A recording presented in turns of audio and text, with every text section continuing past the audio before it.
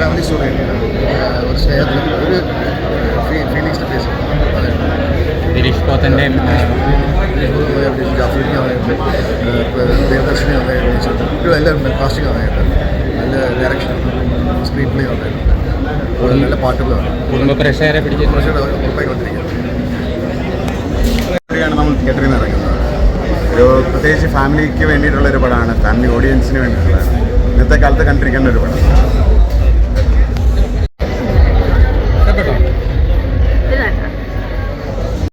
Super പടമാണ്. കാരണം Sibi മലയിലിൻ്റെ assistant സംവിധാനം ചെയ്ത സിനിമയാണ്. അപ്പം അദ്ദേഹത്തിൻ്റെ അതേ മാറ്ററിലുള്ള പിക്ചറാണ് വന്നിരിക്കുന്നത്. നല്ല മൂവിയാണ്, അടിപൊളിയാണ്. നല്ല സിനിമ, പുതിയ സിനിമ. ഞാൻ നമ്മൾ അഭിനയിച്ചിട്ട് എൻ്റെ സിനിമയിൽ ഒരു കഥാപാത്രം ചെയ്തിട്ടുണ്ട്. സെക്കൻഡ് ഹാഫിലാണ് ഞാൻ വരുന്നത്. കുറേ നാൾക്ക് ശേഷം മലയാളത്തിൽ ഇങ്ങനത്തെ സിനിമ വന്നിട്ട് കുറേ നാളായി. അങ്ങനെ ഒരു നല്ല സിനിമയുടെ ഭാഗമാവാൻ സാധിച്ചത് ഒരുപാട് സന്തോഷമുണ്ട്. എല്ലാവരും കാണണം. കാരണം സിനിമ കഴിഞ്ഞിറങ്ങുമ്പോൾ നമ്മുടെ കൂടെ സിനിമ നമുക്ക് ട്രാവൽ ചെയ്യും. അങ്ങനെ ഒരു മനസ്സിലിങ്ങനെ ഒരു ഓർമ്മയായിട്ട് നിൽക്കുന്ന ഒരു സിനിമയായിരിക്കും. Thank you. ഇന്ന് ഞാൻ വന്നത് എൻ്റെ കസിൻ്റെ പാട്ടിനൊക്കെ കാണാൻ, അതായത് മെയിനായിട്ട് വന്നു. പക്ഷേ സിനിമ മൊത്തം ഭയങ്കര നല്ല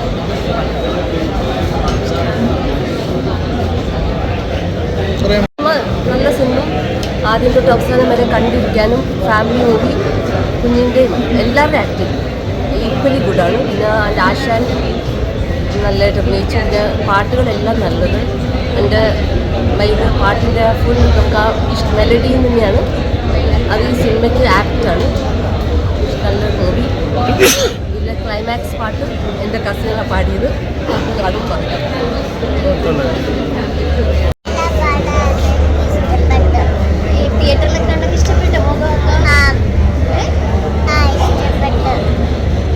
എല്ലാവരും കാണുക.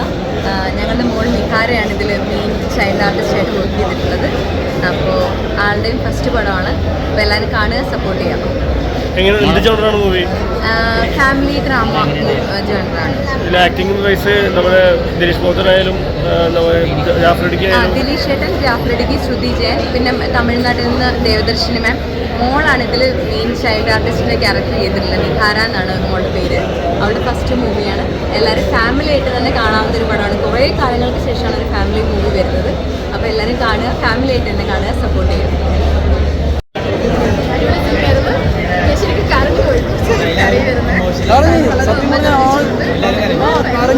ഇന്നത്തെ പടം ഈ അടുത്ത കാലത്ത് കണ്ടിട്ടില്ല.